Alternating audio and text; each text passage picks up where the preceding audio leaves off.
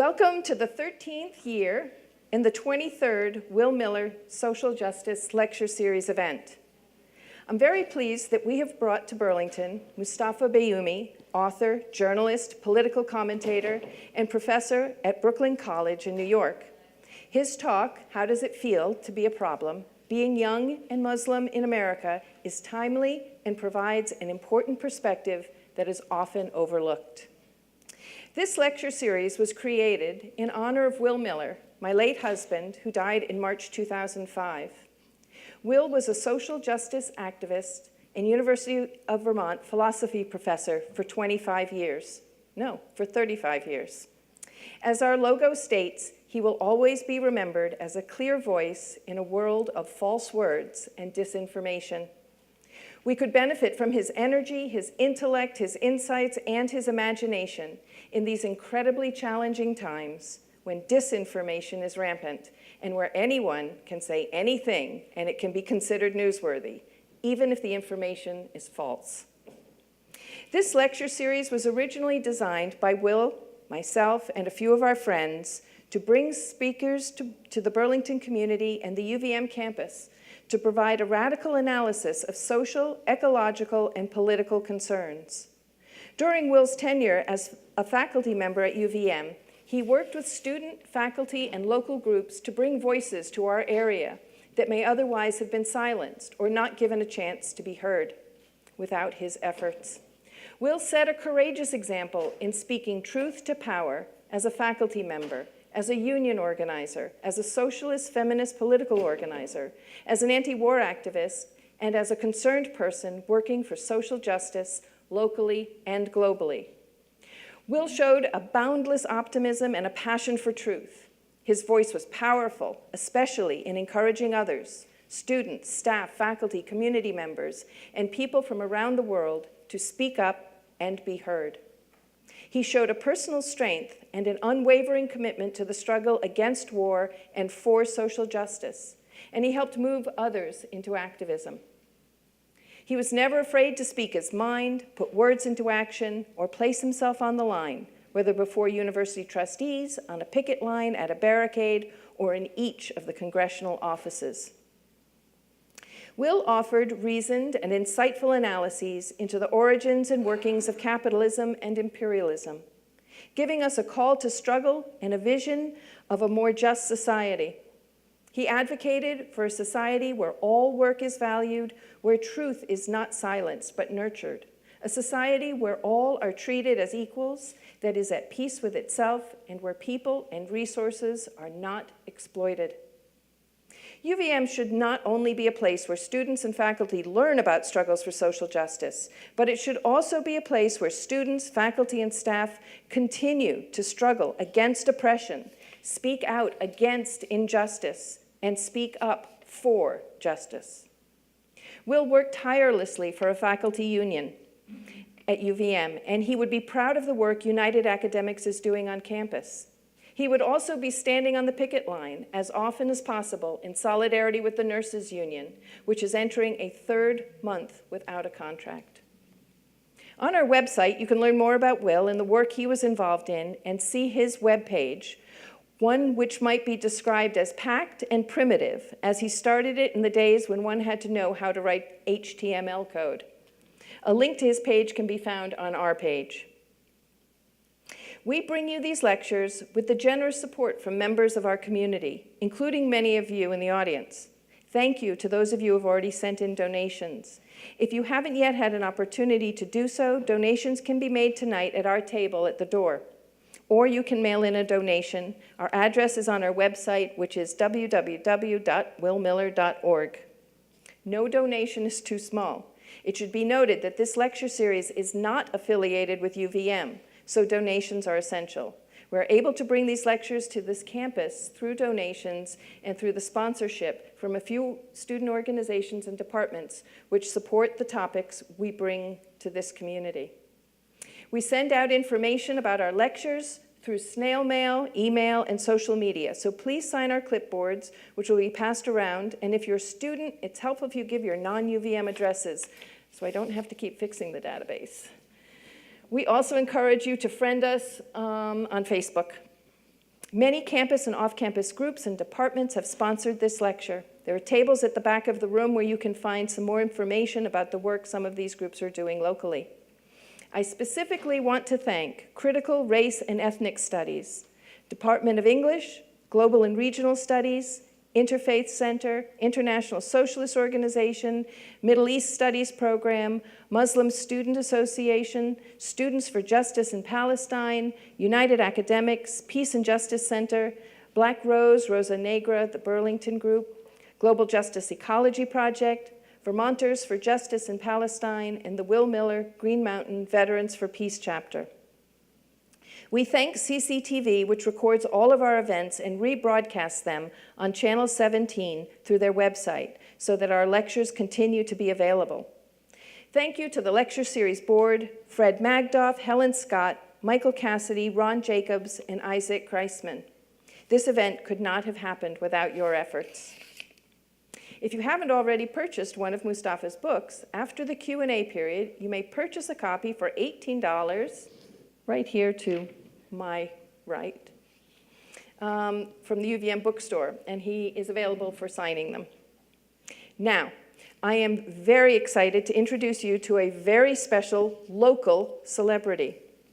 Lena Gawani, a UVM freshman, who, as a high school student with 3 other students, formed an amazing poetry slam group called Muslim Girls Making Change.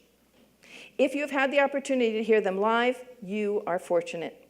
This group is dedicated to social justice through poetry. Tired of having their voices ignored by older generations, they turned to slam poetry to be heard and to make change. Since forming, these young women have competed at international levels, won numerous awards, and performed widely, helping to lead several local and national initiatives. While these women have moved on to college this year, we are very fortunate to have Lena perform for us tonight. After her performance, she will introduce Moustafa. Thank you, Lena, and welcome to our stage. Are you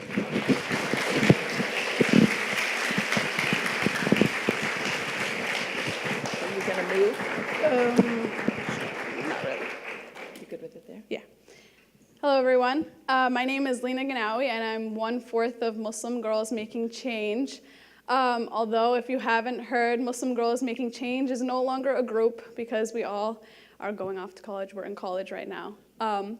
But yes, as said before, we are a slam poetry group that uses slam poetry as our medium to talk about social injustices in America. But before I start off, I'd like to teach you guys a couple of slam rules because there's not like a huge slam community in Vermont. So when you hear a line that resonates with you or a line that you like, you can go ahead and snap. It's really encouraged. And you can do it like when I'm performing because I think a lot of people come up and they're like, should I do it when you're performing or not? But like, you guys can do that. And then also, I'd like to teach you guys a couple of chants that we learned from Brave New Voices, which is an international poetry competition we all attended about 2 years ago. So the first one goes, you put your heart into it. I know you did. I know. So you guys want to try that? All right, 1, 2, 3. You put your heart into it. I know you did. I know. And then the second one, we always like to teach for fun, because like we went crazy after we heard it. And it goes, don't be Becky, Beyonce. I'm glad you guys got that, because we've had audiences where they're like, what are you talking about? So if you guys want to try that. Don't be Becky, Beyonce. Awesome. All right, so I'll be performing my poem called Egyptian American, where it basically highlights the issue, this convoluted issue where I'm faced with my culture at home, and then I go to school, and I try to completely whitewash my culture. I try to be someone else, and that's like an issue I face like primarily in middle school, so I wrote about it, and then also being visibly Muslim. So, growing up in my Egyptian household, my father and I would eat mangoes and dance to Kulthum's voice, which was sweeter than the fruit we munched on. My uncle would tell me and my brother old Egyptian stories that would make our hearts beat fast and echo in our ears like drums. My grandmother would call me every night and remind me at the end of our conversations, دوام الحال ملء المحال. Translation, nothing stays the same. She was right. I quickly realized my peers could not understand the tongue my parents gave me as a gift, so I washed it away with the English alphabet, quickly forgetting the only language my family knew. I was embarrassed whenever my friends mocked my mother's broken down English, destroying my dignity whenever she spoke, so I made fun of her too. I used to hate my Egyptian skin. It would scream while the white flesh surrounding me were silent. I was different, carried two cultures like it was a burden, so I tried letting go of one, but I couldn't. Instead, others tried to get rid of one for me by telling me I'm not American. My skin, too dark for their American flag, so I laugh. My red lips carving around my white teeth, causing blue tears to run down my cheeks. It's funny because they don't realize that this American flag is mine. This birth certificate is mine. I sit in the battle of Egyptians mocking my broken down, watered down, beaten down Arabic while my fellow Americans swing at the epitome of my bloodline while whispering in my ear that I do not belong. I blamed my parents, blamed them for bringing me into a country that already hated me before I even hated myself. I used to be a girl who carried no country. I let others name me in their own language until I forgot every word of my own and I chose to follow them. Now, when the doctors draw my blood, I feel the pain of my parents leaving the country they love. Came to America to give me a blue passport for freedom, but people laugh when I say I'm from here, making me feel like a dead girl that has been poured back into her body. People come to me and ask me which I hold first, American or Egyptian. Did not know I had to choose one over the other because to you I can never be both, but I am. And I dance on the soil of my country without tripping over my skin, dancing to the sound of others mocking me, but I do not listen, laughing at the humor of ignorant Americans naming me as I will, but I do not forget. I do not forget that a plant needs its roots to grow stronger. I remember my family's blood and the open sky. I remember that I do not lie, but face the aesthetic truth, that I can run my hands on my strong skin without the consent of others, remembering that this is me, that I carry the history of two cultures without getting tired, that I love my parents for bringing me into a country full of hate so I can create hope. And now, my grandmother's words replayed in my head. دوام الحال ملء المحال. Nothing stays the same. She was right. Because I am no longer a girl who hates her Egyptian skin. I am a girl who will throw hands at a single soul that will speak poorly of my mother's broken down English. I am a girl who loves her Egyptian skin unconditionally, who can lift the weight of two cultures without getting tired, who can be American in an Egyptian body. Thank you.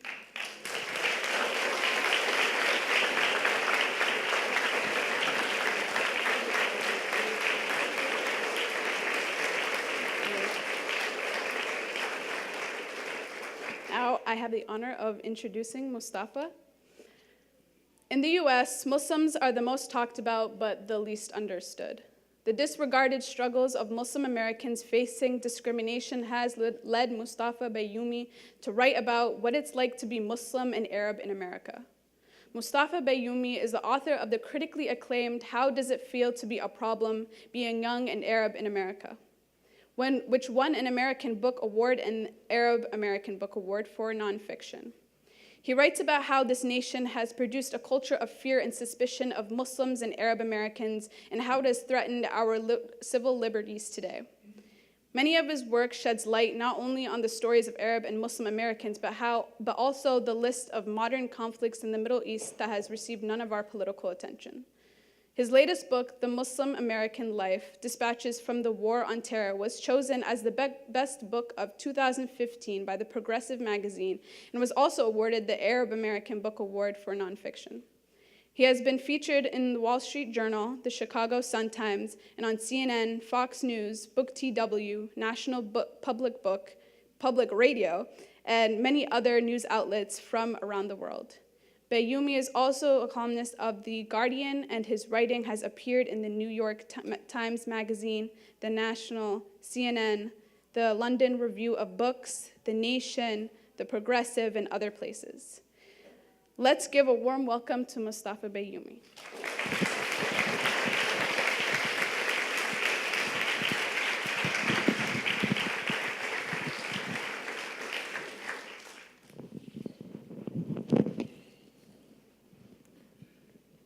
Good evening.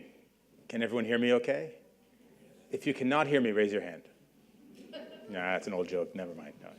Because you wouldn't be able to hear. Yeah, okay. First of all, it's not fair that I have to go after that. Okay, so can we just give Lena another round of applause?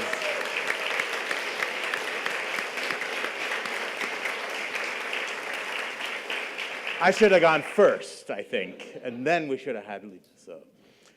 So thank you very much for the poetry and for the introduction. And I especially want to thank the committee, the Will Miller Social Justice Committee, for inviting me. I want to thank everybody here at UVM. Go Burlington. This is my first time here. I like your church street. It's very beautiful. And I especially want to thank Anne Lipset for the invitation and really working very, assiduously to make this thing happen here tonight. So it's really a pleasure and an honor. I've been reading up a little bit about Will Miller, someone I did not have the luxury of knowing.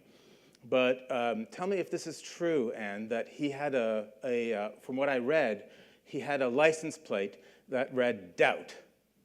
And he had a bumper sticker that said question authority, right? And, when I read that, I thought, this sounds a lot like my mentor, actually. My mentor was a man by the name of Edward Said. You may have heard of him as well. I was fortunate enough to study with Edward when I was a graduate student. And those were exactly the kinds of ideas and the kinds of terms that Edward would also endorse. Question authority. He always said authority is something that is man-made, made by human beings. It is not God-given. It can be made and it can be unmade. That what we have to do is have to understand where the power struggles are in our society if we ever want to make change in our society.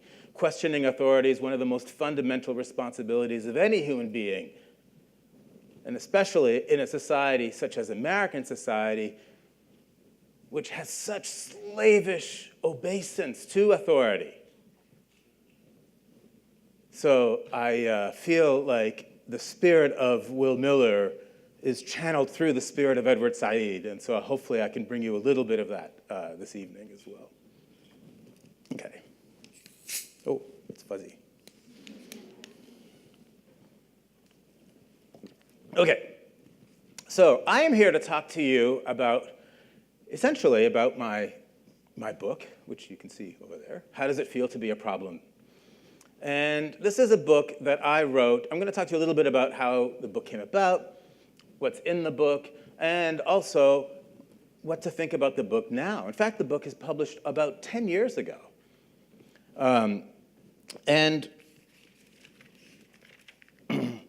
Of course, the origins of the book go back even farther. They go back to the origins of that terrible day on September 11th, 2001. In 2001, that was now really almost exactly 17 years ago. And some of you in this audience might even be 17 years old or around that age. So some of you may have, in fact, no recollection of that day. Anybody who is of a certain age and older will certainly remember that day as clear as you can imagine. I remember everything about that day. I was in New York City on that day. I remember everything about the beautiful sky of that day. It was a crystal clear Tuesday. In fact, one of a sort of lovely late summer, early fall day that was shattered by the horrors of that day. And what I remember very clearly, for one thing, were the smells. You could smell the burning buildings after the horrible attack, where in fact the smoke and the ash from the attacks themselves permeated the air around New York City for days, if not weeks after that. It was a moment at that time in New York. It was a very, very, very powerful moment. And in fact, it was a moment in New York City when I think, by and large, for the most of the city was actually thinking this is something, these kinds of attacks are the kinds of horrors that happen in other places around the world as well. And we understand that. And we don't want to see that happen here, and we don't want to see it happen anywhere. There was a moment for a little precious time in New York City when I think right after September 11th, when the spirit was very different than the spirit that we have that followed shortly thereafter. It became into the war on terror, right? Eventually, the mood hardened. It hardened first nationally, but eventually it also hardened in New York City. I think part of the thing that happened in New York was, in fact, when the president at that time was George W. Bush, he came down to the wreckage, what was happening at the 9/11 site, and he came like a sheriff, I don't know if you recall that moment, and stood on the wreckage and basically proclaimed that vengeance would be wrought, right? And the national mood hardened. What happened at that time also, and what's happened since, in these 17 years since, has been so consequential for Muslim communities around this country, for Arab communities around this country. These are two overlapping communities. I'll talk about that in a little bit. But I think one of the things that you can definitely say is that Muslims and Arabs in the United States were thought of very little before 9/11. If people thought about Muslims, they might have thought about Muslims outside of the United States, right? They didn't think about Muslims as part of the American fabric per se, I think. There was some acknowledgement of it, but it was very different than what it is today. To be a Muslim or to be an Arab in the pre-9/11 era, in some ways, in the United States that is, to be a Muslim American or Arab American pre-9/11 meant, in some ways, to live in the shadows, because people just didn't even know you existed in a large part. In the post-9/11 world, it meant suddenly living under a spotlight, right? Suddenly, everything that you do, everything about you, is now under incredible amounts of scrutiny. But whether you're living in the shadows or if you're living in the spotlight, both of those circumstances wipe out the real details of human life. And in fact, it's not just me who's thinking about this. In fact, if you look at the polling data will show you this very much as well. What happened after 9/11 was that suddenly the national organizations and national pollsters and journalistic organizations started asking questions around Muslims and Arabs with regards to American attitudes and American foreign policy aims, something that they hadn't really done prior to 9/11. So for example, the Washington Post ABC News Group, they get together and they have a poll that they regularly do. Right? They still do this to this day. They ask all these different kinds of questions, and they ask them routinely and over different amounts of time in order to get the temperature on certain questions around the country. Right after 9/11, they added some questions to their polls. And one of the questions was something like, do you personally harbor prejudice against Islam and Muslims? That kind of question, right? Do you have animosity towards Islam? After 9/11, in 2001, the percentage of the American population that said yes to that question was around 39% of the population. That's 4 out of 10 almost Americans said so. What's interesting is that over the many years when they asked that question, after 2001, the number declined shortly. For several years, it declined. It went down from 39 to down several stages. And only after 2005, when the war started going poorly in Iraq, right, did that number start to rise up again. By the time we get to 2010, it was now 49%, half the American population said yes, right? And by the time we get to 2015, they actually, for some reason, stopped asking that question. But another polling group asked exactly the same question. What they found was 58% of the American population said yes to that question in 2015. What we're seeing in a lot of ways is a kind of what I would call progressive dehumanization of a population that most people didn't even know about beforehand. A progressive dehumanization that has consequences. It has consequences for how those people from those groups live their lives, but it also has consequences for how we understand the society in which we are, the society in which we live. And I think that what I was seeing around myself, around me and my friends and my communities and living in Brooklyn, New York at this time, what I was seeing was exactly that, this kind of progressive dehumanization happening around me. And I thought, I think I want to understand this more deeply. And I think I want to think about how to, in fact, kind of chronicle these stories that I was seeing happening in front of my eyes, but I was not necessarily seeing represented in the mainstream media that I was reading. There's a kind of writerly cliche. If you are a writer, there's a cliche that sort of surrounds writer communities, and that cliche is, you write the book that you want to read, right? And in fact, that's exactly what I did. I ended up writing the book that I was searching for a book like this, and I couldn't find one, so I ended up writing it. I haven't actually read it since I wrote it, but and what I thought I wanted to do in this book was, what's a way of counteracting this kind of progressive dehumanization that I'm talking about? And I thought, maybe the best way of counteracting this growth of the stereotype itself, the best way is to tell stories. Stories of actual people, fully formed in all of their complexity, not looking for stories that are just, kind of misery porn or heroes that can survive, any kind of obstacle. No, stories of real human people and how people actually encounter their struggles. And I thought, okay, I'm going to write a book like that. I'm going to write a book that will, in effect, try to counteract the stereotype by writing back to the stereotype with the actual story itself, the human story at the center of it. So that was the sort of origin of the book in my head. And I thought, okay, now how am I going to go about doing this? Well, the first thing you have to do if you want to write a book like this is you have to put parameters around it, because everything is actually related to everything else. And as soon as you start any kind of intellectual project, if you don't put fences around what you're doing, then you get lost, because you just can trip up on everything, connecting everything to everything else. So I thought the first thing I want to do is I want to locate my book in a specific geography, one geography only. Stereotypes really thrive when they can actually just, they thrive in the abstract, right? They're not pinned down to any specific place. Well, I want to do that, the exact opposite. I'm going to write a book that's about a very specific geography to get to the real rhythms of human life. So I thought, okay, let me choose a geography, okay? And I thought, let me choose Brooklyn, New York. Anyone from Brooklyn here? Yes, there's always somebody from Brooklyn. Yes. Anybody from Queens? Okay. We have more Queens than Brooklyn. This time. Okay. Oh, I wasn't counting me. Okay, wait a sec. Yeah. Anyway, so I thought, well, I'll write about Brooklyn. Why Brooklyn?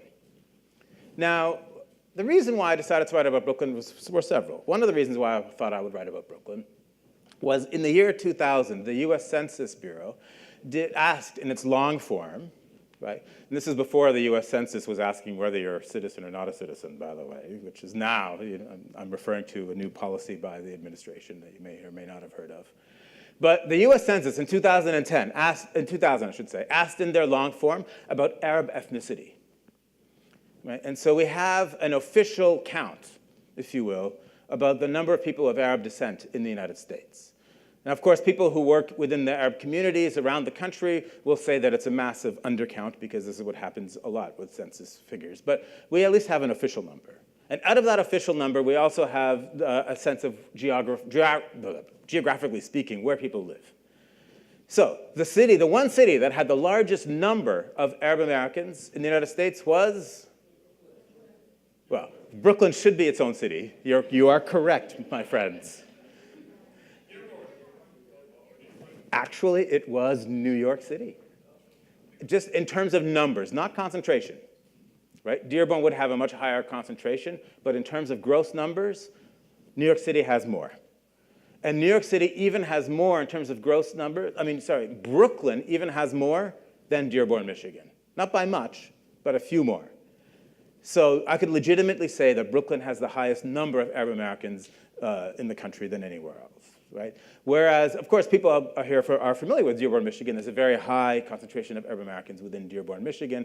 It would be a very different book had I placed it in a place like Dearborn, Michigan. But in a lot of ways, Brooklyn, I think, is very similar to what the future of the United States is going to look like. No single group really owns Brooklyn. Everybody has to live carefully together. We all live narrowly among each other in Brooklyn. Eventually, the whole country is going to look like that. That puts the fear of God in some people, I should say, right? One person might be named Stephen Miller, for example. But this is, in some ways, what the country will look like. So I thought this is one reason, or maybe two, why to place the book in a place like Brooklyn. I also thought that I really wanted to write about young people. And by young, initially I thought, okay, 18 will be a cutoff, because if you go under 18, then you have to get parental consent, and that's complicated, and I don't want to do that. And older, I thought, arbitrarily, I thought maybe 30?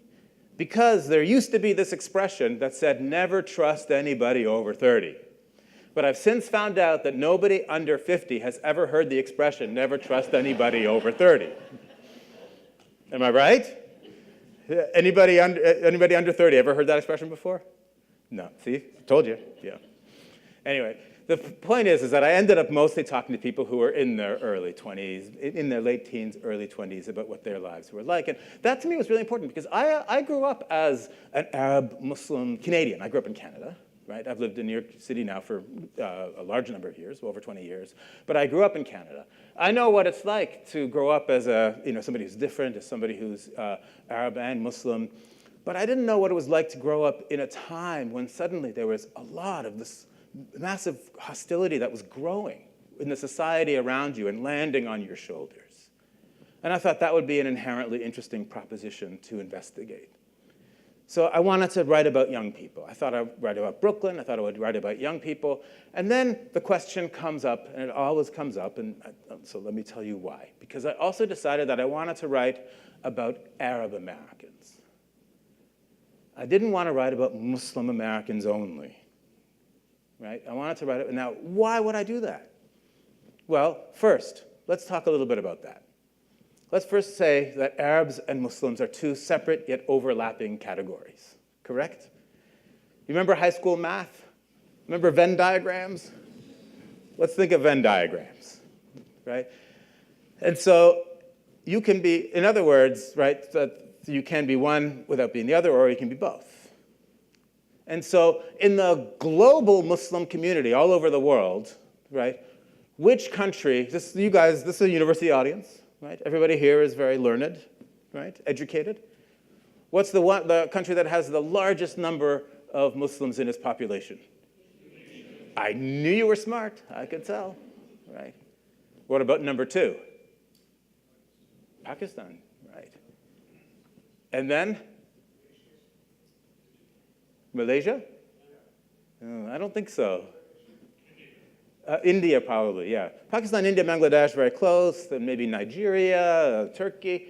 You don't get an Arab country in the top 5, right? In fact, most Muslims in the world are not Arab, right? Everybody here knows this already, right? Arabs constitute maybe only 15% of the global Muslim community, small percentage within the global Muslim community. But are most Arabs Muslim? There's a more assertive yes coming forward. Yes, it started off yes, yes, yes, yes. And you're right. Yes, most Arabs are Muslim in the world, right? And yet everything changes when we get to the United States. Okay. So in the United States, are there more, which group, okay, in the American Muslim community, which group is the largest? What do you think? Arabs? Who said that? What'd you say? That's right, African Americans. You know, if I said to you before 9/11, name me one famous Muslim, who would you probably say? Malcolm X or Muhammad Ali, one of the two, right? because Islam in the United States used to be aligned with that history, the African-American freedom struggle.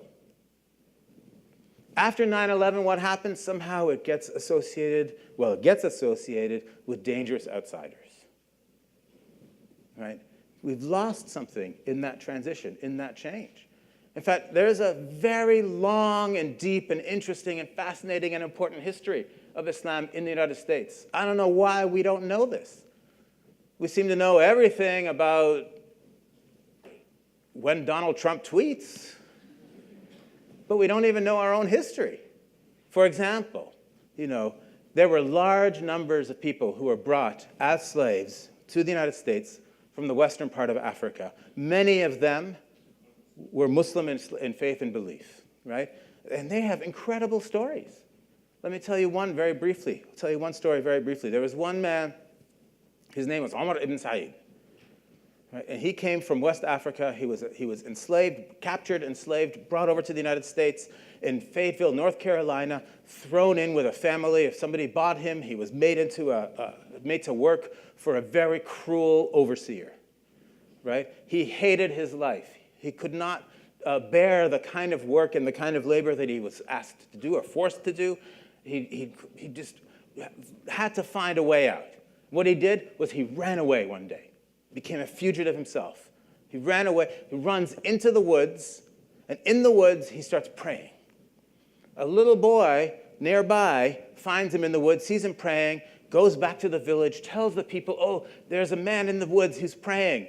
They go, the village, they get some people together, they go searching for him, they actually capture the man, Omar ibn Said. They capture him, and they throw him. He's now far away from where he had originally been working, right, where he had been enslaved with his enslaved family, with the family who had enslaved him. And he is now thrown into a local prison cell. This is all based on contemporary journalistic accounts of the time, by the way, this story. He's thrown into a local jail. And they're trying to figure out who he is and what and who he belongs to, as it were, right? In the jail cell, there was a fire that had gone out to keep it warm. So there were like embers from the jail, from the fire, like coal, right? Charcoal, like original charcoal, right? He picks up some of the charcoal and he starts writing in Arabic across his jail cell. And it's Quran. It's from the Holy Book. And in fact, by the end of his writings, he's covered all the walls of his jail cell in Arabic script. This at a time when many people couldn't even read and write. And I'm not just talking about African Americans who were sometimes legally not allowed to even be taught how to read and write. So the people who had jailed him, his jailers, came up to this jail cell, and they're looking at this jail cell, and they're thinking, what is this? And eventually, they started to call him a conjurer. In the local news reports, he's called a conjurer, like he's some kind of black magic magician, right? Because he knows how to write, but they can't even read what it is. So what do? Of course, they call the guy from the local university over, and he tells them, oh, that's not magic, that's Arabic. And then they eventually find out, oh, in fact, it's Arabic. He had been black enough to be enslaved, but once he starts being known as being able to read and write in Arabic, then they start calling him an Arab instead. Right? Anyway, another family comes. They buy him from the original family because they have an interest in someone like Omar ibn Said because they're connected to the American Bible Society. And they want to send Arabic language Qur'ans to West Africa. So he ends up living with this other family in a much nicer arrangement than he had with the original one. And he, in fact, is writing letters, and he never let his faith go, though. And he was writing letters back and forth, even to other people who had been enslaved from West Africa in the United States. It's actually an incredible story. Only one about many. But it tells us, what it really tells us, is that the history of Islam in the United States is even longer than the United States. Right? This is from the time of slavery forward. There were people in this country who were practicing Islam. But that also tells us that Islam has been in the United States a lot longer than Donald Trump and his family have been. Bless you. So, I thought, though, that if looking at the American Muslim community is very complicated. You have people who have roots that go all the way back there. I'm using the word roots deliberately. People who are of a certain age will know what I'm talking about, right? Who have roots that go all the way back to people who are brand new arrivals, right? You have the American Muslim community consists of at least 77 different cultures, 77 different nations of origin, I should say, 77, right? It's probably the most pluralistic religious community in the United States. It is a very complicated community that lives in different parts of the country. It's maybe 1 to 2% of the American population. It's a relatively small community within the United States. But it's a very complex community where people have all kinds of different histories and attachments to back home, to whatever back home is, to here, to the present, to their local communities, et cetera, even to different faith practices. So to write about the whole American Muslim community, to me, seemed an overwhelming task. I thought, I think it's more intellectually responsible if I narrow the topic down. So I decided that what I wanted to do was write about Arab Americans, because most of the war on terror at that point, when I was working on the book too, a lot of it was happening within the Arab world itself. Right? And I thought it would be, I would concentrate the book on Arab Muslim Americans. Also, the fact is that people still to this day, this audience notwithstanding, people still to this day confuse Arab and Muslim all the time. You remember that scene? Now we've been reminded of it all over again with the death of, the passing of John McCain. But you remember that scene where there was that town hall meeting, for example, right? And John McCain is like rocking around the whole audience with a microphone like he's Oprah Winfrey, And then he puts the microphone in a woman's, for a woman to speak, and she says, "I don't like Obama." You all know what I'm talking about? And John McCain's like, yeah. She goes, "I don't like Obama." He's like, yes. And then she says, "He's an Arab." You remember that? And then John McCain's like, yes. No.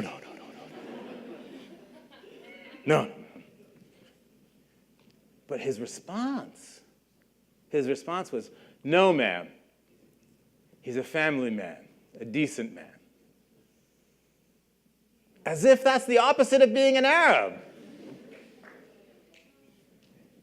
And what struck me again very recently was how that scene was making the rounds as evidence of John McCain's good character. I was flummoxed. And I don't use the word flummoxed a lot.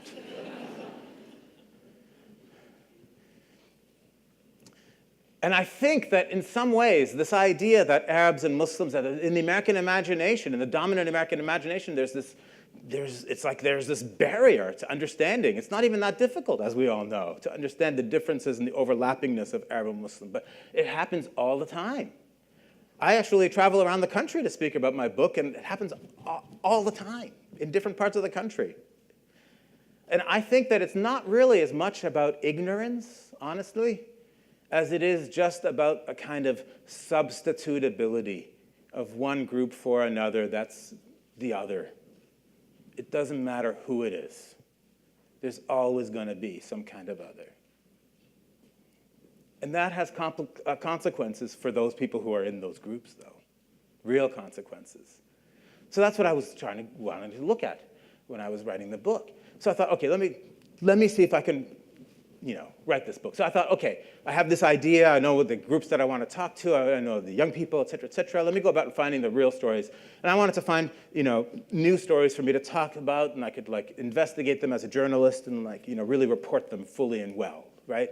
And so what I did was I started going to, first thing I did was I told all my friends.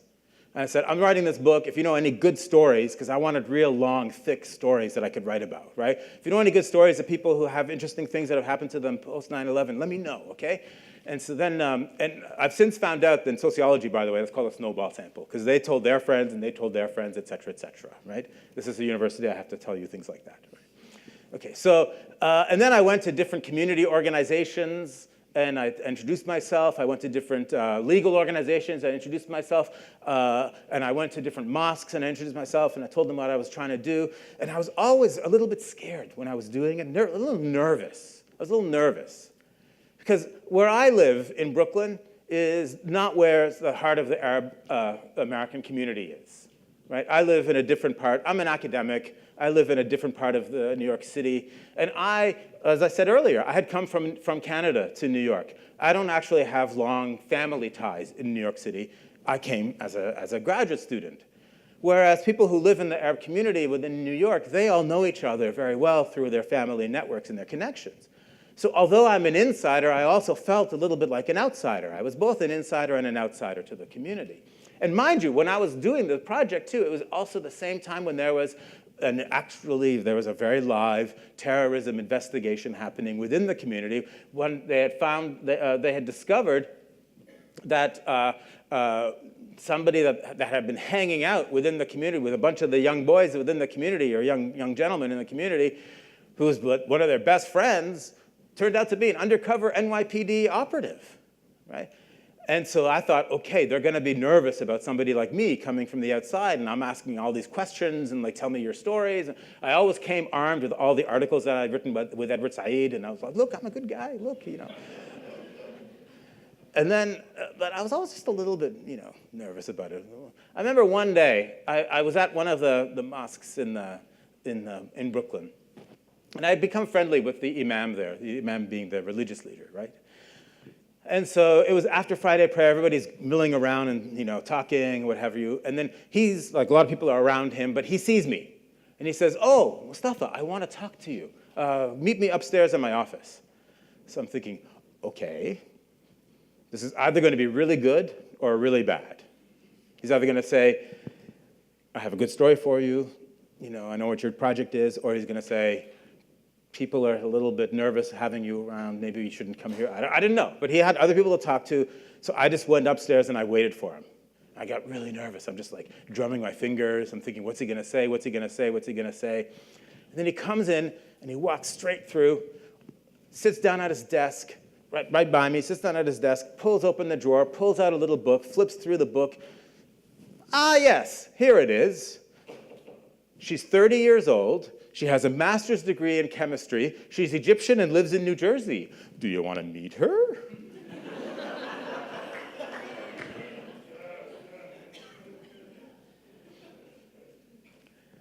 I said, no, thank you, Imam. He's like, لا يا مصطفى هي حلوة زي البسبوسة. زي البسبوسة.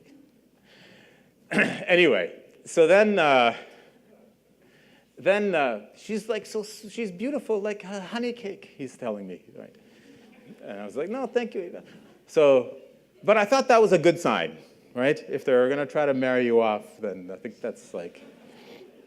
Then not long after that, I got a call from one of a leader from the Muslim community there too, the Arab American Muslim community, and he tells me, he says, the FBI wants to meet.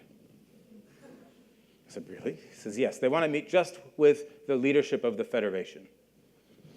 So the leadership of this community, this is the Arab American community in Brooklyn, they have this organization called the Arab American Muslim Federation, right? And so the FBI wanted to have a special meeting just with the leadership, no press, no larger community, just a small group. So he's like, do you want to come? I was like, yes, of course, it's good material, right? So we go to this meeting. And it's held in the Muslim Youth Center on Bath Avenue down in Bensonhurst. It's this old converted Italian banquet hall that has like mirrors along the walls and like this chandelier that's almost kissing the floor. You know the kind of place, right? And so before we get there, I go with my friend and we drive there and then we park. And as we park, there's like a series of NYPD police officers just walking through the whole building. Then after NYPD, and they're all in their flat jackets and looking really, really intimidating. And then after that, then you get the NYPD community affairs people walk through. They have like windbreakers, so I think they're the good cops, I guess, right? They're the nice ones. And then only after that, then do they let everybody in, including all the FBI special agents. And I found out later on is because coming to the meeting was the man who was the head of counterterrorism for New York City. So he was like a bigwig in the FBI, right? And so they needed to like secure the building and everything like that. So then they all come up, and then we come up, and then, there we are in this one room. There's like about a dozen of them and a dozen of us. And I have to tell you, I've never met FBI before. They look exactly like they do in the movies. These tall, white guys with buzz cuts, they shake your hand really hard. Hi, Moustafa, how are you? And you're like, fine. They all wear blue suits, except they had one special agent with them who was Moroccan, and he was in a brown suit for some reason. I swear to God, I don't know why. And the meeting, it was just like the strangest meeting. It begins with their boss, and he says, we've been having these meetings with the Bangladeshi American Muslim community, with the Pakistani American Muslim community. Now we're meeting with the Arab American Muslim community. And mind you, the people who he's talking to are mostly new immigrants, but they've been here a generation or so. Like they've built their careers, their lives and had families here in the United States, right? There a lot of them are doctors. Many of them are lawyers, small business owners. And in other words, they're like the backbone of multicultural America. So the FBI guy says, we've been meeting with all these different communities, blah, blah, blah. He says, and we want to make sure that we can instill in you, we being the FBI, in you, that same love for our precious freedoms that we all have. Excuse me? I swear that's complete almost word for word what he said, because I was writing everything down assiduously. I was like, that seemed a little, I don't know, condescending to me, right? I mean, this, like I said, it's the backbone of multicultural America. And then he's like, if someone came to your congregation, to your community, and they were about to, instigate a terrorist attack, would you report this person? I swear, that's the question he asked us. And then we each had to go, it went each person down the line. Everyone's like, no, yes, yes, yes, yes. It gets to the imam, he gives the long imamish yes. It's always like, it just takes too long. But it's yes. They would report. Everybody's like, yes, yes, yes, yes, yes. It was like some kind of litmus test out of the 1950s. It's like a loyalty oath or something to that degree. And then at some point, this goes on for a while, and then the Muslim community leaders speak up, and they say, well, look, we agreed to meet with you, but it's also because we have our issues, too, like the no-fly list, for example. You know about the no-fly list. It's like ballooned to hundreds of thousands of people who can't fly if your name is on this opaque list, and it's almost impossible to get off, and it impacts a lot of people.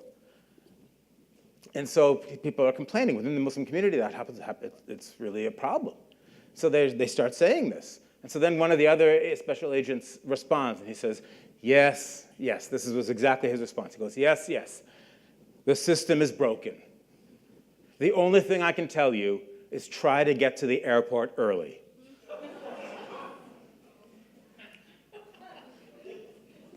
And then this goes on for hours. And then at a certain point, the Muslim community leader whispers in the ear of the other one, and then one of the guys runs downstairs and comes back a little while later with orange soda and like Cheetos, and like paper plates, because like you have to be hospitable even if it's the FBI accusing you of things. And so they hand out all of these things. Everybody's sipping there and eating and whatever. And then at a certain point, one of the FBI special agents then starts explaining how he says, this is really what he said. He's like, we're investigating, the communities today and terrorism in the United States the way we investigate the Cosa Nostra, right? Which is the mob, the Italian mob. That's what he said. And I'm looking at him, and he's this big, burly guy, delicately balancing this paper plate with orange Cheetos on it and orange soda, and I can see the orange dust all over his face. And I'm thinking, man, you probably wish we were the mob. At least then it would be a Chianti and a nice veal marsala or something.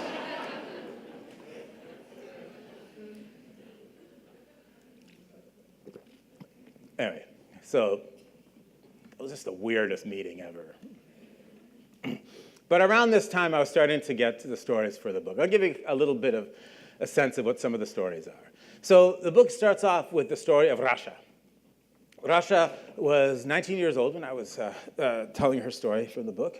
And so in 2001, 2002, she's that age. She had come with her family from Syria when she was around 5 years old to the United States. So she'd lived essentially the bulk of her whole life in the United States. When they arrived in the United States, they came on tourist visas, and they had immediately applied for asylum. Right? And if you know anything at all about how asylum law works in the United States, then you know that it takes forever to have your asylum claim adjudicated. And in Rasha and her family's case, it took even longer, because at one point they left the country, and then they came back. And if you leave the country, it's considered abandoning your claim, and you have to start all over again. This is the way that the immigration law works, or asylum law. And so Rasha and her family had lived in the United States for this long, but they didn't have all of the documentation for them to be fully integrated into the country. They weren't illegal. First of all, nobody's illegal. It's a terrible term, right? But they weren't living in the shadows because the government knew everything about where they were. They had filled out all their paperwork. They just didn't have all of the security of having an asylum claim adjudicated in their favor. So they were living in this essentially a very vulnerable gray zone.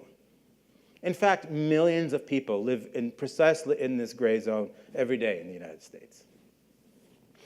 About 6 months following 9/11, Rasha is asleep. She's sleeping in the bedroom. Her father had recently purchased a house, his first house. He was very proud of it. Rasha and her sister had to share a bedroom, which they did. And so that night, Rasha was having a hard time falling asleep. She finally falls asleep. Then suddenly she feels someone shaking her shoulder.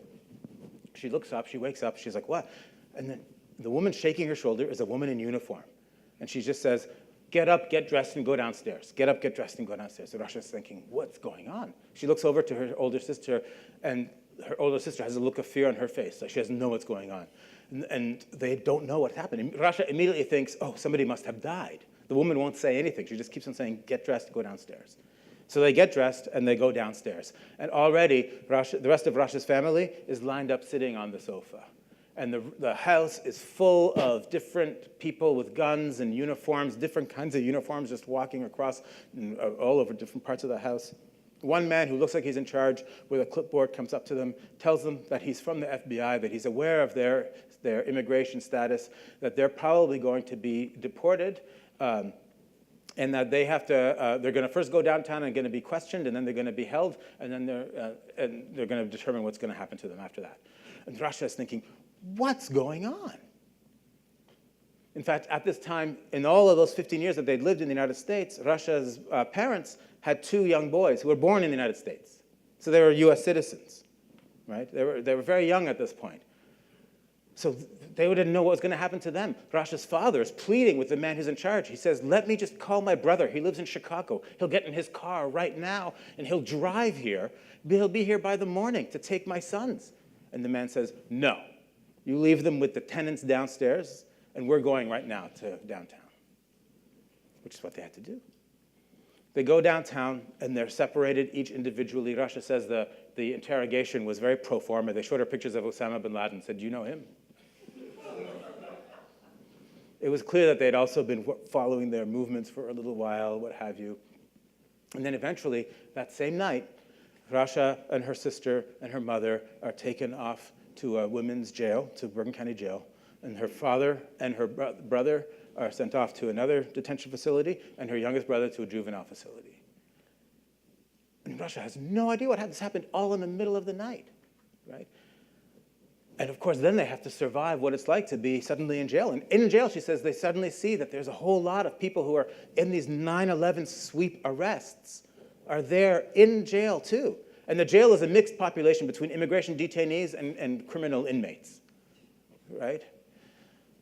None of whom, they actually get along okay, but nobody gets along with the correction officers. And jail was amazingly frightening for Russia's mother. And Russia and her sister were trying to do everything they could to try to protect her from the consequences of jail, as you can imagine. And what happened with Russia and her family was that essentially they had just disappeared off the face of the earth. Because at this time, what the Attorney General at that time, his name was John Ashcroft, you might remember, John Ashcroft had signed an executive order. That executive order said that the people who were swept up in these 9/11 raids, their names were classified. They were not allowed to be publicized, right? And usually what happens is that if you're arrested, that lawyers can call a prison or names are released so that people can find out if you're in a prison or not. That wasn't the case here. The government was refusing to allow the names to be released of people who had been arrested. So people had no idea where Russia and her family had gone. They'd literally disappeared. What happened was Russia's older sister was in college at that point. Her friends started a petition. They're like, we don't know where she is. We have to find out where she is. They suspected that something like this might have happened. At the same time, many intrepid lawyers were going to all these different prisons, waiting for people to come out of the prisons, and they were saying, okay, can you tell me who's in there with you? What's the name of the person who's in there? Can you describe this person? They were compiling their own lists if the government wasn't going to release the lists. And eventually, Russia and her family got a lawyer that way. After about 3 months, they were just let go.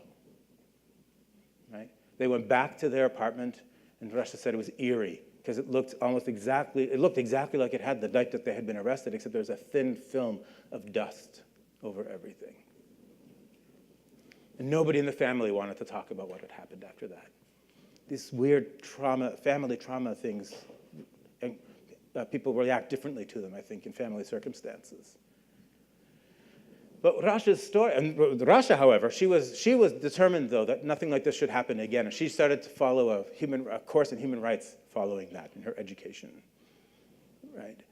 And what happened in Russia's situation is, I believe what happened was that the government prioritized the removal of people from what they consider to be terrorist-supporting or high-risk countries.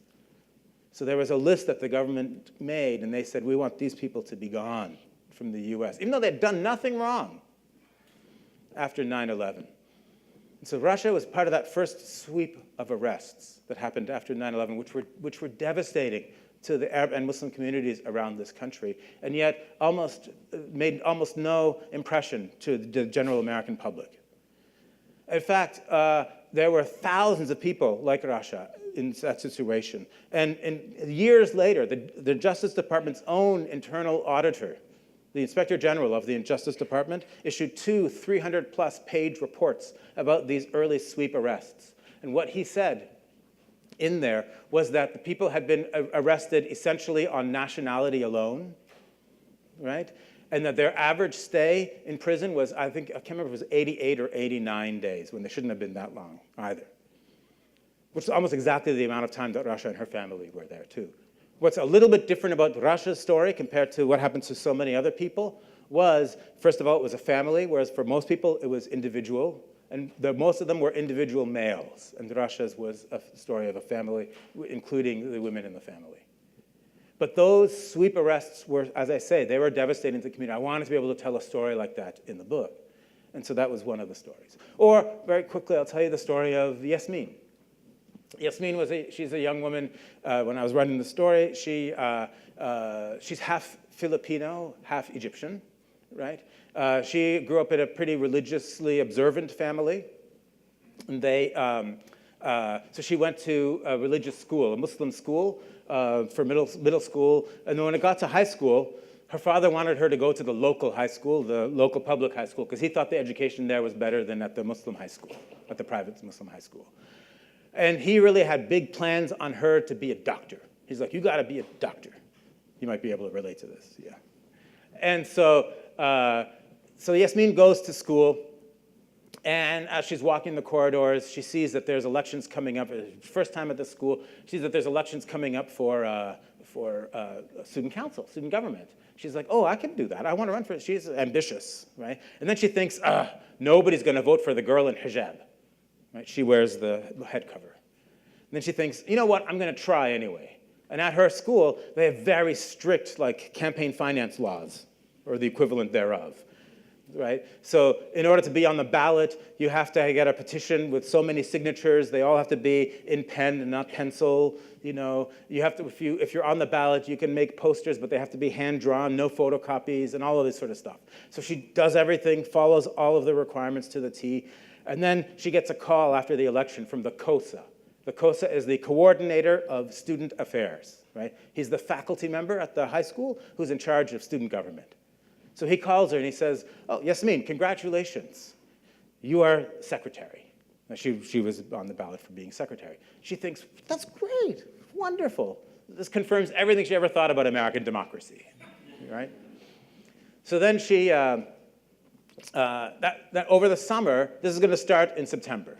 So over the summer, the students who are in student government are supposed to come in every once in a while and just familiarize themselves with the room. They have a special room for it. They also have to take a specific course in the fall that all the people in student government have to take, as well as anybody else who wants to take it, and that course is run by the COSA. So she's in the room over the summer with some of the other girls who are there in the high school and thinking about what's going to happen over the next year. So the girls are excited about the first school dance. And they say to her, oh, are you going to go to the dance? And she says, oh, no, I can't go to the dance. I'm religious. And then they said, you're not going to the dance? She said, no, I'm not going to the dance. And they say, did you tell the COSA? She said, oh, no, but he's not going to have a problem with it. She said, you better tell the COSA. So she goes and she walks in the COSA's office. And she says, I understand that the first event is the school dance, but I'm not going to go to the dance because I'm religious and we don't go to dances. And he says, well, when you signed the form that said that you were going to be the secretary, there's a part on the form that says that you have to attend all school functions. She said, oh, well, but I can't attend that function. That would be contrary to my religious beliefs.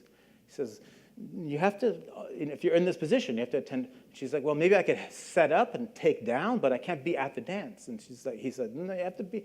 So they go back and forth. And then he says, you know what? Bring in your father. Which we all know is not going to go well. So she brings in her father. And her father comes in armed with a local imam.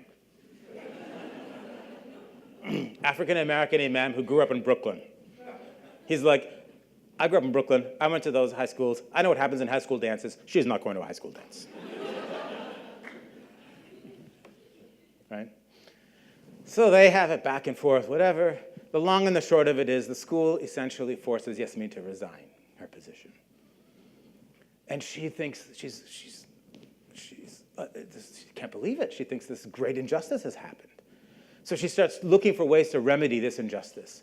So she looks through the student handbook. How do I, who can I get in touch with somebody? She starts posting on bulletin boards, explaining her situation. People write back and they say, well, if you can only do half the job and somebody can do the whole job, then of course they'll choose the other person. She's like, no, there's a principle at stake. But she couldn't figure out what the principle was. She's a young high school student. She goes to the library. She's trying to figure things out. She gets books out from the library. She gets the books out like Sue the Bastards and Law for Dummies. Those were two of the books she got out. She found out about the statute of limitations, which means that you have to file a lawsuit within a certain amount of time in a civil case. And so she's like, I'm running out of time. And at one point, she gets a lawyer a little bit interested. And so she drags her father, and they go to this law office. And the lawyer says, this clearly smacks of some kind of discrimination here. So we think this would be a good case. And Yasmin is so happy. And then the lawyer gives her some advice. And he says, while you're in this class, because she was no longer in student government, but she was still taking the class. And he says, while you're in the class, if you hear anybody say anything that's related to your case, you write it down and date it. So she has this smiley face notebook, and so she wrote everything down in that smiley face notebook, right? And then the lawyer posts that meeting. Everything gets recorded. But at that meeting, the lawyer then says, so the case will cost this much, but if we go to appellate court, it's going to cost this much, and if it goes to another court, it's going to... So he starts walking up how much the case will cost his father. So the father says, I have 4 daughters. We can't, we're not going to, just, forget about it. It's okay, just don't bother. So Yasmin feels defeated one more time. Then she goes to, randomly, her sister and her mother and her, they end up going to a movie one afternoon. And they go see the movie I Am Sam. You know that movie? And there's a moment where Sean Penn, who's a really great father in that movie, but there are reasons why people think maybe he's not a good father. They're trying to take his daughter away from him, and he embarrasses Michelle Pfeiffer, who plays this really high-powered lawyer who's kind of heartless, but he embarrasses her in front of her colleagues, and then she says, okay, I'll take your case. I'll do it pro bono. And he looks at her like, what? She goes, pro bono, it means for free. And he starts dancing around in that scene, and he's like, a lawyer for free, a lawyer for... Yasmin is watching this thinking, a lawyer for free? So she goes home, she starts looking things up on the internet, she finds this organization in New York called Advocates for Children. Guess what it does? It advocates for children. So she goes, she calls them up, she talks to their supervising attorney, and he's like, oh, this is ridiculous. And so he's like, come down to my office. So she comes down to the office with her smiley face folder, all the things. And and he explains to her, he says that there's an element of the law called reasonable accommodation. Right? If you can do the job, but you have a reason that's within reason of why you can't do an element of it, they should be able to reasonably accommodate you. Right? It's true for people who are disabled. It's true for people of all different ethnicities and who have different religious backgrounds, whatever. It's an important element of the multicultural legal fabric in this country.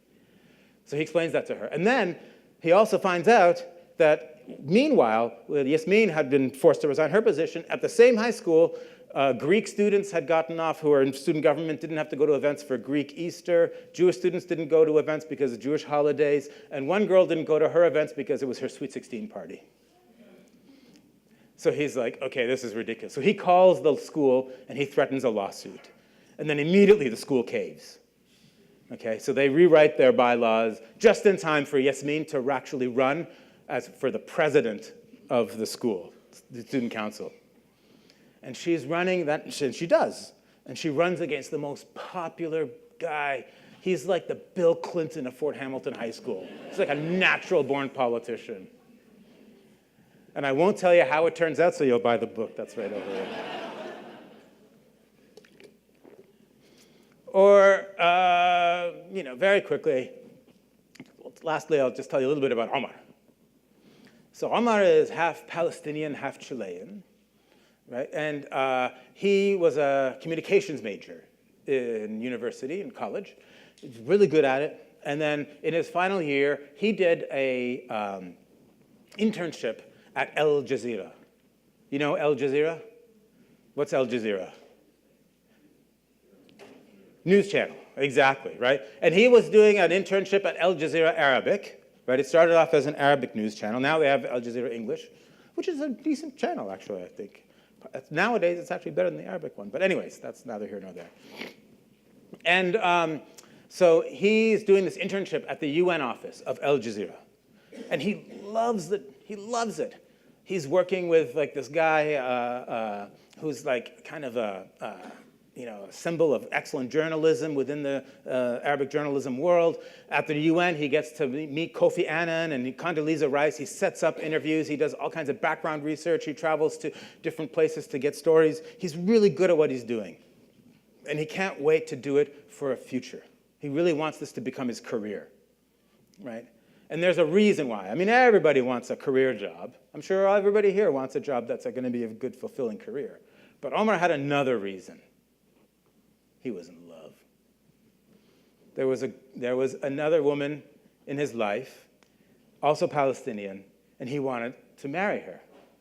And she comes from a somewhat conservative background, so if he were to get her hand in marriage, what he would really have to do, if he's going to do it properly, he has to go to her family and ask for the permission to be married, and he has to be an excellent candidate. And the only way that he could be an excellent candidate is if he has a career job, right? Not just some, regular job. He needs to have a career. He needs to look like he's a fine, upstanding gentleman. So after he graduates, he finishes the internship and he graduates, and he's ready. So he starts pulling out, writes his resume. He's really proud of having worked at Al Jazeera, and he sends off the resumes to all the major media organizations. And then he waits. And he gets First he hears back, and he hears nothing. He's like, oh, he thought that he was going to get a job. So then he sends out another set of resumes, a little wider. Even, as he told me, even to Fox News.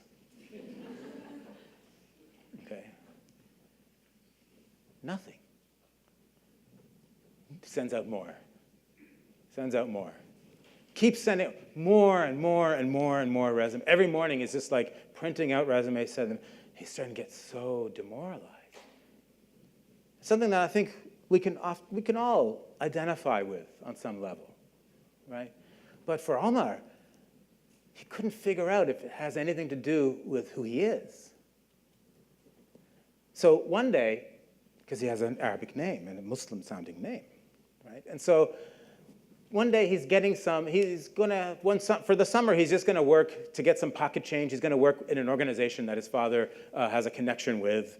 And so the father knows the woman who runs this nonprofit organization. So she's working in this organization. She's looking over his resume with him just as a formality while he's getting hired.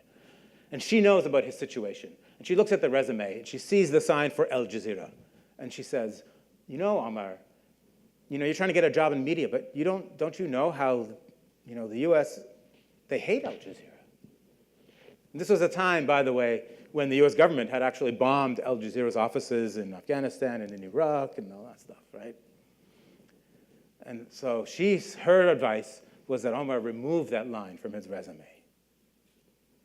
And that was his pride and joy, that line.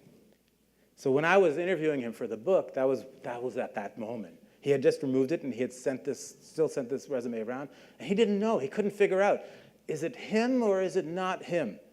Is it his name or is it not his name? He just didn't know. In some ways, he actually was hoping that it was not, that it was just something random about not being able to get a job. Because at least he wouldn't, you have no control over things. At least then he would seem to have more control over it. If it was because of discrimination outright, he felt like he would have less control over his own fate, interestingly. And Omar's thoughts and his notions were not beyond the pale. In fact, there was a study done not long ago by this organization called the Discrimination Resource Center, where what they did was they sent around 5,000 similarly qualified resumes across the whole state of California. But the resumes were fake, not real people attached to them. What they had done was they had created the resumes to have all the same qualifications, but they had test marketed the names beforehand so they would be ethnically identifiable. Because they wanted to see who has the best chance of getting a job with what name. You understand the structure of the experiment. So, let me ask you, Vermont. You had the best chance of getting a job if your name was, what do you think?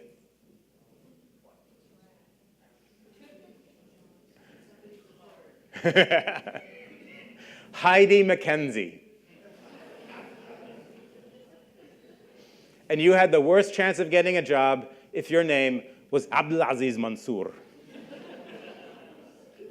So Omar's thoughts were not irrational. Right? So these are the kinds of stories that I was investigating at that time. Now, it's been several years since the book has come out. And I thought at the time when I was writing the book that I was writing a book that was, in a sense, a book about our recent history, something that would very quickly, the book would be found in the current events section of a bookstore, but then would quickly move to the history section. Boy, was I wrong. If anything, things have gotten decidedly worse since the book came out. They didn't get better under Obama. In fact, they got worse. In a lot of ways, they got worse. I can give you examples, but I want to end shortly and give you some time for Q&A. What did happen under Obama is that it went more invisible. It certainly impacted Muslim communities very profoundly. We just didn't hear about it as much. Then came the 2016 elections, and it's almost all we heard. Well, that's not fair, because we heard a lot of stuff. But we certainly heard a lot of things from Donald Trump about Muslims. I don't have to remind anybody here about him calling for a complete and total shutdown of Muslims entering this country until we can figure out, as he said, what the hell is going on. There was something frightening. There was continuity. I don't want to say that there's something brand new about Donald Trump. In fact, there's more continuity than difference. I think it's important to recognize that. But what Donald Trump did is significant too, because what Donald Trump did is he instrumentalized anti-Muslim sentiment directly into our political rhetoric. Right? So now you say anti-Muslim things, and you might get elected. Your policies might go through. There was a study recently done by academics who looked at all the hate crimes and looked at Donald Trump's Twitter feed, and guess what they found? A correlation. If you look at when he tweets and when hate crimes happen, there is a correlation. Something similar also, same group also who studied that found something similar in Germany, by the way, with the Alternative für Deutschland party and their Facebook participation and their hate crimes happening in Germany as well. We have a situation right now where I think Donald Trump essentially speaks out loud an Islamophobia that was already in practice. And by speaking it out loud, it's given it a certain type of legitimacy, to the point where we now have the Supreme Court agreeing to banning people coming from Muslim countries to the United States on the basis not of any reasonable study.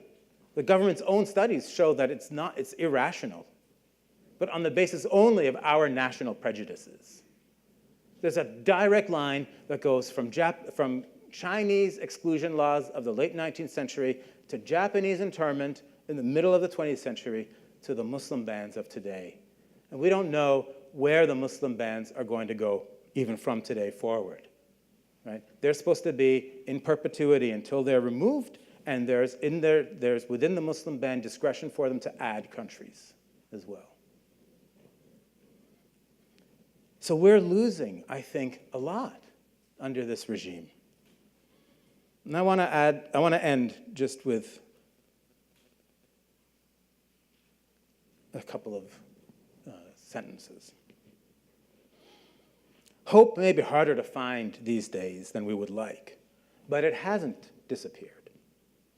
Finding hope is necessary for the simple fact that despair is not an option, and resignation will never lead to solutions. Where hope lies today is not with our elected officials, but with the people of the United States, those who are bravely willing to stand up to injustice when they see it.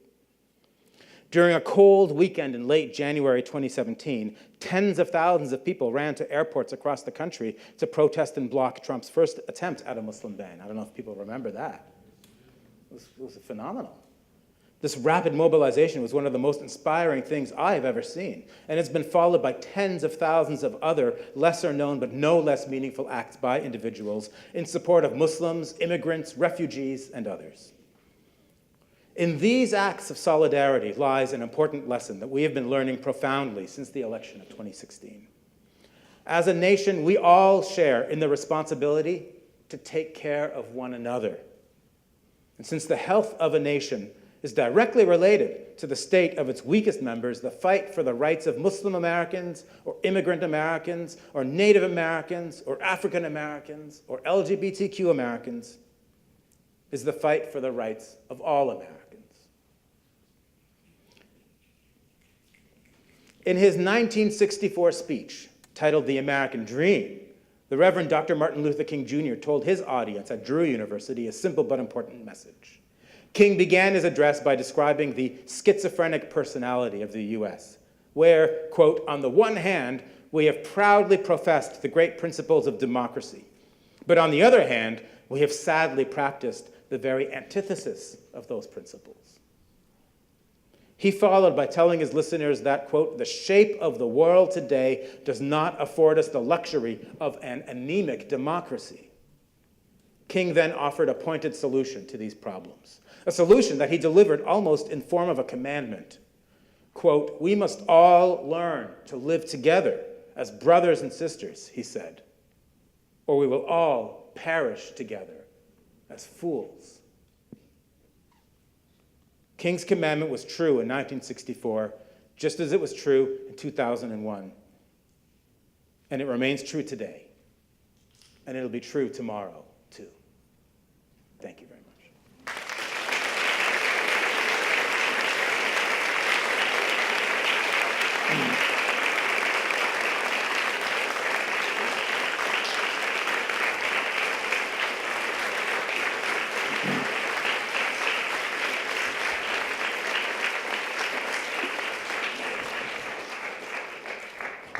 Thank you. I'm willing to entertain easy questions. Or hard ones if you happen to. Yes? In your book, you were talking about one of the narratives you were talking about America is not American anymore. Yeah. And I wonder if that phrase is referring that America is not an imaginative community anymore. Mm-hmm. At the same time, on the other hand, also the book also was talking about there was one ambitious young man who was trying to live in life rather than stay in the U.S. Because the U.S. does not, we cannot really have prosperity in the U.S. as the others. Right. Also, instead of message to referring that the concept of globalization and migrations that we are not, America might not be the global leaders to leading the globalization migration as well. Yes, that's right. Yeah, thank you. You for reading my book very closely. I appreciate that.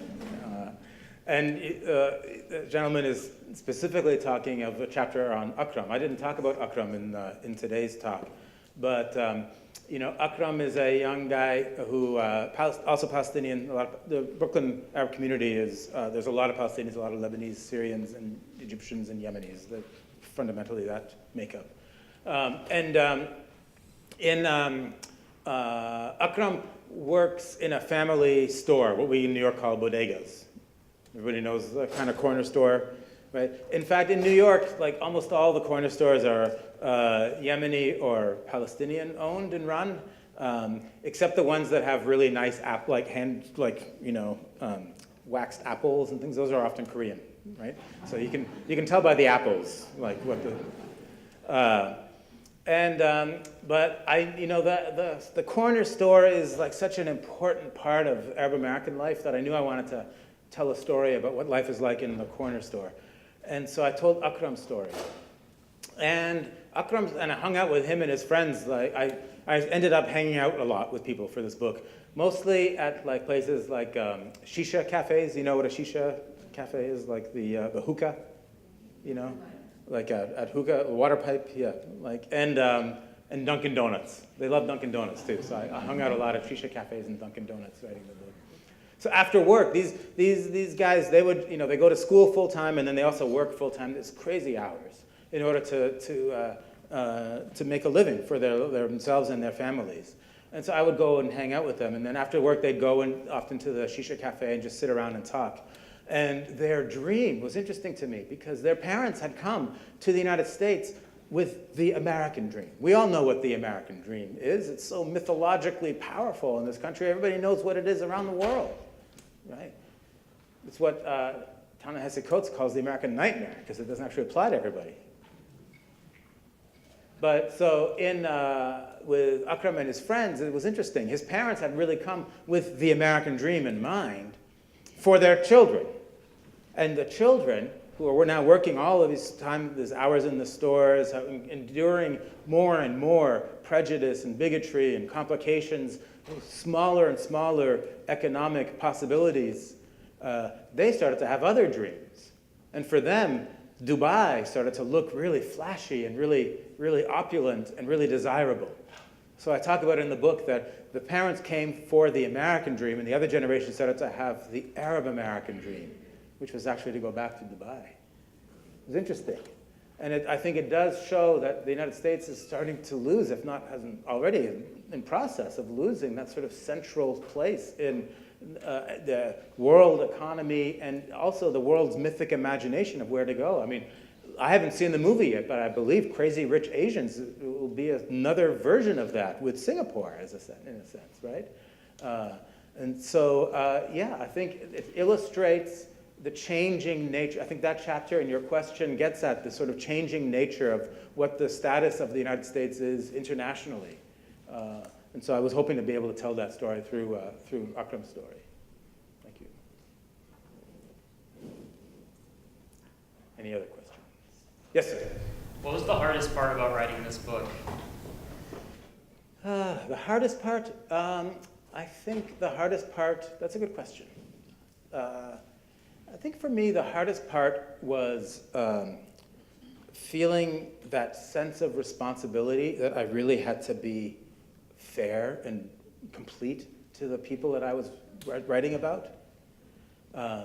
It's not easy to tell someone else's story, to do it, honestly and fully. And sometimes even just logistically it was difficult.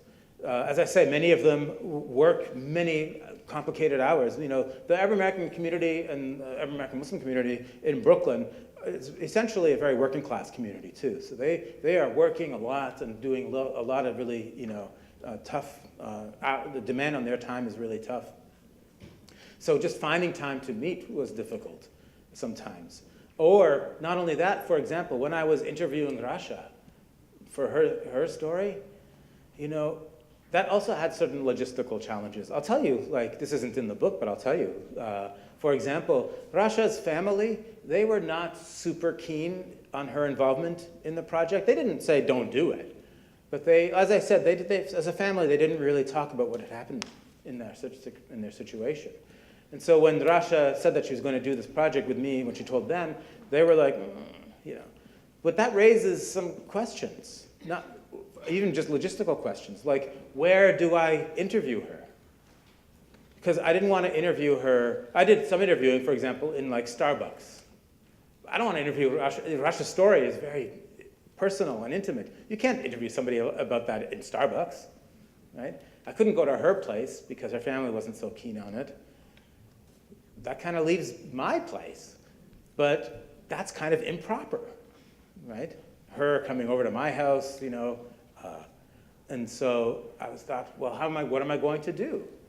So I came up with a solution, and that solution was, I will invite her, but she will come with friends, people who knew what had happened to her story. So they would all come, and I would get dinner, and we would order in, and we would eat food, and we would talk, and whatever. And then I'd be like, okay, can I get to the interview? And she'd be like, yeah, sure. And it was interesting, because whenever she would tell the story, I would ask the questions, and Rasha would just be staring, just above my head, just telling me everything that happened in a kind of flat monotone, right? And her friends would just be in tears the whole time. And then, what I would do when I also wrote the book was, and I was under no obligation to do this, but I thought it would be a good idea if I would give people a draft of the chapter at some point. I did it more for fact-checking, because, whenever people tell you a story, they don't tell it to you with an arc. They tell you this part, and then they go back, and they say, oh, I have to tell you this, and then this happened. And I was, reconstituting the story. So I want to make sure I had all the facts correct. So I would give each person a draft copy of an earlier version of it, and then ask for it to be returned. And so Rasha gave me back mine. And after I'd written her part, we met and she gave it back to me. And in fact, she knows that I'm also a professor, and she gave it back to me and she graded it. She gave me an A+. And she had written on the margins, she's like, I like how you connect this to Japanese internment, and things like that. Yeah, it was really. And then when the book came out, there's this thing in publishing called first serial rights, right? So you might know about this, which is that if you write a book, especially for a mainstream publisher, what they often try to do is they'll take a little section of that book and then the week that the book comes out, books come out on Tuesdays, by the way. I don't know if you know this. You know how movies come out on Fridays? Like, books actually have a launch date, too. Books officially come out on Tuesdays, right? And so what publishers try to do is they'll take a section of a book and they'll try to place it in a magazine or somewhere the week before, because they know when the book is going to come out, right? So they try to place it in a magazine so that there'll be buzz. They call it buzz. That's the official word, buzz. Okay. Anyway. So I was fortunate enough that New York Magazine had some interest in the book. New York Magazine, it's a great magazine, and it's like really interesting, and it's a powerful magazine in New York City especially, and all that stuff. And so New York Magazine decided that they wanted to take a bit from Rasha's chapter, right? So they took some, and they were doing all the layout for it, and I got a call one afternoon, and it was from the photo editor of New York Magazine. And then she called me. She's like, "Hi, Moustafa. I'm working with I'm the photo editor of New York Magazine. We're just mocking up, your article right now. And so we just wanted to know if Rasha would sit for a photo shoot with her family." So I said, "I don't think so. I mean, I was trying to be a good team player, so I'll be like, I can ask her." Okay, so like, okay, can you just ask her and get back to me? So I was like, okay. So, I forget if I called her or if I sent her an email. I think I called her, and I was like, you really don't have to say yes, but I'm supposed to ask you this. So I said, would you sit with your family for a photo shoot? She's like, oh, no, I can't do it. Okay. So then I, emailed back the photo editor. I said, I'm sorry, she really doesn't feel comfortable with that.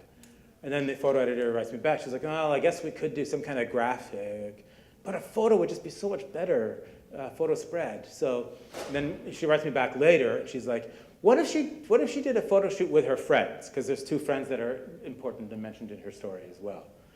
So I thought, okay, I'll ask her again, like thinking, be a good team player. So I write her, and I said, really, you don't have to say yes, and if you do say yes, I can be there if it makes you feel more comfortable. Don't worry about it, but they're asking me now if you'll do it with your friends. And then to my surprise, she writes back. She's like, okay.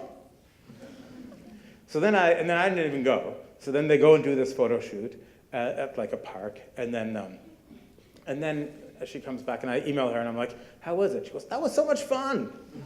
She's like a teenager, and she's getting her photo in early 20s in the magazine. It's like a photo shoot. And then it takes like a week or so, like a little over a week for the magazine then to come out, for the issue to come out, right?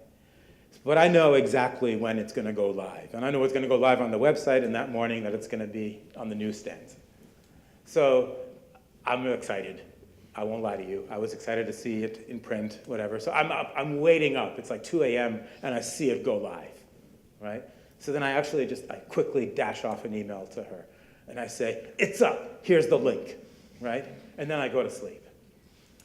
And then I wake up, the next morning, probably like 10 or something. It was later, a little later. And, but in other words, she had already emailed me back. And so she emailed me, and she said, she goes, yes, I know. People have been stopping me all day saying, do you know you're in New York Magazine? And then she writes in all caps, as if I didn't know. And then that time, she was working for a law firm, this like really fancy, like kind of white glove like law firm in Lower Manhattan, like really ritzy. They did real estate law, I think. But really, like, one of the big New York firms. And so she walked into work that day. She'll show me this later on.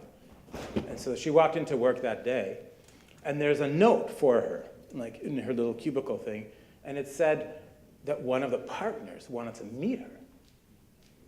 And like, that's just out of this world, because law firms, they're super hierarchical, right? Getting a note that the partner wants to meet you, that's like you getting a note, if you're a student here, that the president of the college wants to meet you. It's like, what? Like, why? So she thinks, okay. So she, is kind of nervous about it. She walks into the office, and it's like this beautiful cherry wood desk, huge office. And on his desk, it's a very clean desk, but there's the magazine. And he says, this happened to you? She said, yeah. And he said, this should not happen. No, this shouldn't happen to anyone. And he said, I know a federal judge I'm going to call him up right now. I'm going to tell him he has to read this. We have to make sure that this doesn't happen to anyone. And it gets me when I tell this story, because then Rasha then told me, she was like, and at that moment, like all the stress that she had been holding in about her whole experience, it just kind of like lifted off of her shoulders. And I had really no idea that it would be this sort of therapeutic thing at the same time to participate in the project. But it was such a beautiful story that she told me. Can we just take one more and then we'll conclude? Yes, ma'am. I'm just watching your body language and your affect, and it seems like you're interviewing these people were at a level where you connected with them, not only fact gathered, wrote your book and went away. And I wonder, just getting to know them that closely through their narratives, could you find a commonality in those stories that then translates to the youth in this room today? I mean, the title of the book is How Does It Feel to Be a Problem? And a lot of people fixate on one word in that title, which is problem. But in fact, for me, the most important word in that title is feel. Because the book is trying to tell you what it feels like to go through these circumstances. And it's trying to, in fact, tell a story about the human struggle. Some struggles people succeed, sometimes they don't in the book. And I think that level of understanding that politics is not abstract, that our lives are directly involved, are directly entangled and woven through the political life of this country, but in very personal ways, in ways that are part of our own stories. It's something that I hope that we can all understand and relate to. I think it's a problem when we think that we can separate politics from life, that we think of those two things as very separate. And I know that there are these moments in American history and in world history when you just cannot do that. That happens in different parts of the world. Like if you are now, in a refugee camp fleeing the civil war in Syria, for example, you cannot separate your life from the life of your nation and the political life that surrounds you. In smaller ways, that's true for us as well. And I think it's important for us to learn about that and to understand how our lives, the health of our lives and the health of our national life, is a connection. So I think I would like that if readers can come away with that message, that would be a bonus, I think, from my book. Thank you very much.